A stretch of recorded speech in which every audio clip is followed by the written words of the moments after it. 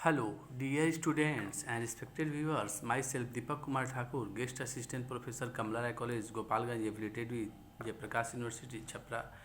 प्रिय विद्यार्थियों, आज हम लोग बीए पार्ट 1 हिस्ट्री सब्सिडरी के लिए जो इंडस वैली सिविलाइजेशन से संबंधित है अर्थात सिंधु घाटी सभ्यता से संबंधित जो चर्चा कर रहे हैं उसी को आगे बढ़ाएंगे। इसके पहले हम लोगों ने सिंधु सभ्यता के उद्भव में विदेशी मत, स्वदेशी मत में द्रविड़ वैदिक आर्यों और फिर क्रमिक विकास जो हड़प्पा सभ्यता का क्रमिक विकास हुआ उससे संबंधित चर्चा हम लोगों ने कर लिया था। आज की कक्षा में हम लोग सिंधु सभ्यता के नामकरण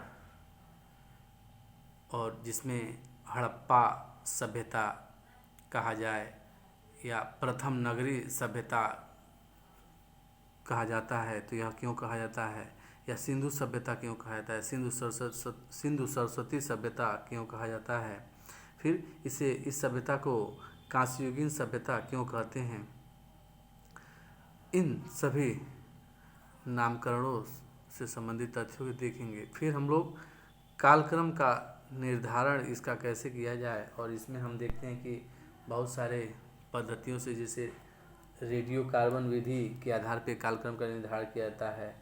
फिर कुछ विद्वान जैसे मार्टिमर व्हीलर ने अपना मत रखा है कि 2500 से 1500 ईसा पूर्व इसका कालक्रम था। तो फिर इसी तरह कई विद्वानों ने अपने अपने राय व्यक्त किए। तो आइए सर्वप्रथम हम शुरू करते हैं और देखते हैं कि हड़प्पा सभ्यता क्यों कहा जाता है। तो हम देखते हैं कि इस सभ्यता का सबसे उपयुक्त नाम हड़प्पा सभ्यता है क्योंकि सबसे पहले हड़प्पा स्थल की खोज की गई थी और इसकी खोज सर्वप्रथम 1921 में दयाराम साहनी ने किया था और इसी के कारण इसको हड़प्पा सभ्यता भी कहा जाता है। फिर सिंधु सभ्यता, अगर हम सिंधु सभ्यता कहें तो इसमें हम देखते हैं कि हड़प्पा सभ्यता के प्रारंभिक स्थल सिंधु नदी के आसपास अधिक केंद्रित थे, अतः इसे सिंधु सभ्यता कहा गया। परंतु बाद में अन्य क्षेत्रों में भी स्थलों की खोज होने से अब इसका सर्वाधिक उपयुक्त नाम यह नहीं रह गया। फिर हम सिंधु सरस्वती सभ्यता भी इसका हम नाम देखते हैं। तो सन 1947 ईस्वी के भारत विभाजन के समय तक इस सभ्यता से जुड़ी केवल 40 बस्तियों का ही पता चला था, परंतु अब 1400 बस्तियों का पता चल चुका है। इसमें केवल 40 बस्तियां ही सिंधु और उसकी सहायक नदियों के क्षेत्रों में पाई गई हैं, जबकि 1100 बस्तियां लगभग 80% सिंधु तथा गंगा के बीच के मैदान में स्थित हैं, जहां कभी सरस्वती नदी बहती थी। अब यह सरस्वती नदी लुप्त हो गई है। इससे स्पष्ट है कि हड़प्पा सभ्यता का मुख्य क्षेत्र सिंधु घाटी नहीं बल्कि सरस्वती तथा उसकी सहायक नदियों का क्षेत्र था, जो सिंधु तथा गंगा के बीच में स्थित था। इसलिए कुछ विद्वान इसे सिंधु सरस्वती सभ्यता कहते हैं और कुछ तो केवल इसे सरस्वती सभ्यता ही कहना पसंद करते हैं। फिर अगर हम देखें तो इसे कुछ विद्वानों ने कांस्ययुगीन सभ्यता कहा है। तो कांस्ययुगीन सभ्यता कहने के पीछे यह जो सिंधुवासियों ने पहली बार तांबे और टीन को मिलाकर कांसा तैयार कर लिया और विभिन्न प्रकार के कांसे से संबंधित धातु पात्रों का ये लोग प्रयोग करते थे। इसके कारण इसे कांस्ययुगीन सभ्यता भी कहा जाता है क्योंकि सिंधु सभ्यता के निवासी तांबे और टीन को मिलाकर कांसा बनाना जान गए थे। इस कारण इसे कांस्ययुगीन सभ्यता भी कहा जाता है। इसे प्रथम नगरी सभ्यता भी कहा जाता है और प्रथम नगरी सभ्यता या क्रांति, प्रथम नगरी क्रांति। तो प्रथम नगरी क्रांति कहने का तात्पर्य यह है कि सिंधु सभ्यता को प्रथम नगरी क्रांति इसलिए कहते हैं क्योंकि भारत में पहली बार नगरों का उदय इसी समय हुआ। इसी काल में प्रथम बार नगरों का उद्भव हुआ और इसके कारण ही हम इसे प्रथम नगरी सभ्यता, प्रथम नगरी क्रांति कहते हैं। इस तरह हम लोगों ने देखा कि हड़प्पा सभ्यता क्यों कहते हैं, प्रथम नगरी सभ्यता या क्रांति क्यों कहा जाता है, सिंधु सभ्यता क्यों कहा जाता है, सिंधु सरस्वती सभ्यता क्यों कहा जाता है और कांस्ययुगीन सभ्यता क्यों कहा जाता है। हालांकि इसका जो सर्वप्रचलित नाम है इंडस वैली सिविलाइजेशन अर्थात कि सिंधु घाटी सभ्यता, इसके नाम से ही हम लोग ज़्यादातर जानते हैं, लेकिन विभिन्न नामों के पीछे बहुत सारे कारण हैं जिसको हम लोगों ने देख लिया। फिर अगर हम लोग कालक्रम का निर्धारण करें तो देखते हैं कि कालक्रम से संबंधित बहुत सारे विद्वानों के अलग अलग विचार हैं।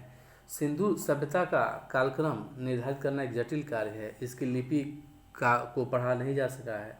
इसके कारण इसके काल निर्धारण में हमें बहुत सारी कठिनाइयों का सामना करना पड़ता है। प्रारंभ में इसका काल निर्धारण प्रमुख रूप से मेसोपोटामिया में ऊर और किस स्थलों से प्राप्त हड़प्पाई मुद्राओं के आधार पर किया गया। अनेक विद्वानों ने इस सभ्यता के निम्न कालक्रम सुझाए हैं, जिसमें अगर हम मार्टिमर व्हीलर, एक विद्वान हैं मार्टिमर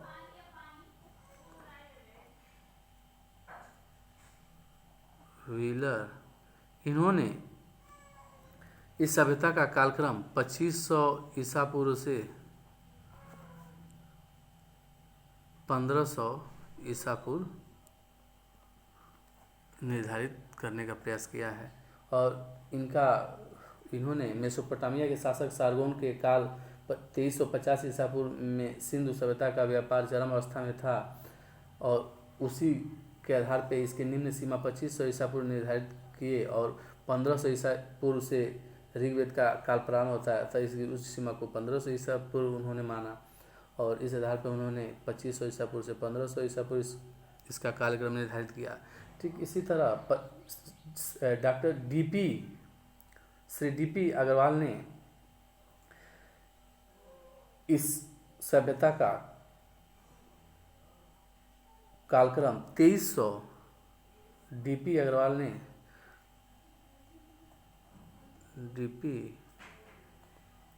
अग्रवाल ने इस सभ्यता का कालक्रम 2300 ईसा पूर्व से 1750 ईसा पूर्व माना है।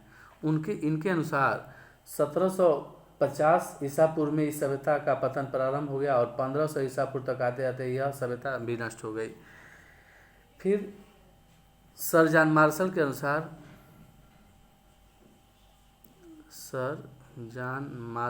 के अनुसार हम देखें तो इन्होंने 3250 ईसा पूर्व से 2750 ईसा पूर्व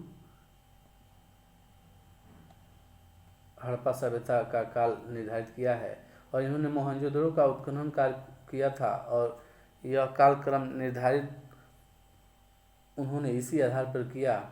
और उनका विचार है कि सिंधु सभ्यता के पूरे उत्थान और पतन के साथ जो यह कालक्रम है एकदम समुचित बैठता है, और इस आधार पर इन्होंने इस कालक्रम को दिया। फिर कुछ अन्य विद्वानों ने, जैसे मायके ने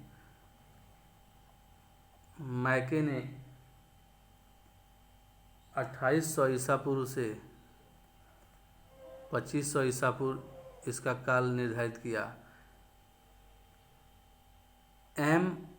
एम वत्स ने इसका कालक्रम 3500 ईसा पूर्व से 2500 ईसा पूर्व निर्धारित किया है। डेल्स महोदय ने इसका कालक्रम 2900 ईसा पूर्व से 1900 ईसा पूर्व निर्धारित करने का प्रयास किया है। डेल्स महोदय ने 2900 ईसा पूर्व से 1900 ईसा पूर्व इसका कालक्रम निर्धारित करने का प्रयास किया है। हम देखते हैं कि डेल्स महोदय ने कोटदीजी, आमरी, मोहनजोदड़ो, हड़प्पा, कालीबंगा, लोथल और रोजती सहित दक्षिण एशिया के अनेक समकालीन स्तरों का तुलनात्मक अध्ययन करके निष्कर्ष निकाला है। इसी तरह एम बस द्वारा निर्धारित, जिन्होंने 3500 ईसा पूर्व से 2500 ईसा पूर्व इसका काल निर्धारित किया है, उन्होंने हड़प्पा का उत्खनन कराया था। उसी तरह मायके ने मोहनजोदड़ो का उत्खनन कराया था, और उन्होंने अपना काल निर्धारण किया कि 2800 ईसा पूर्व से 2500 ईसा पूर्व। लेकिन हम जो सर्वाधिक जो प्रासंगिक मत है, इसमें हम देख सकते हैं कि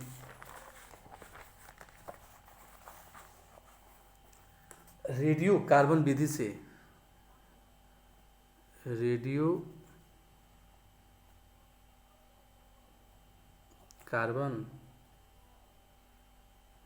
के अनुसार हम इस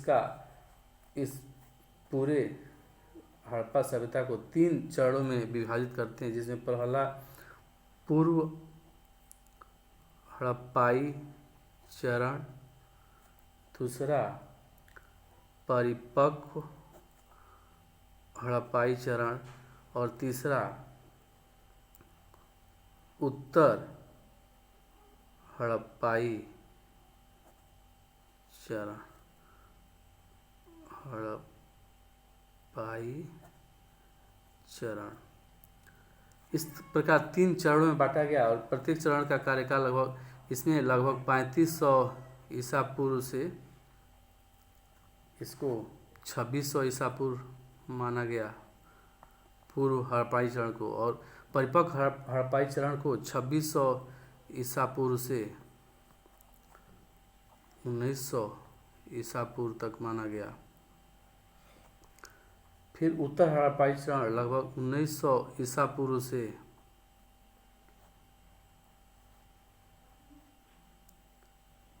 1300 ईसा पूर्व तक माना गया।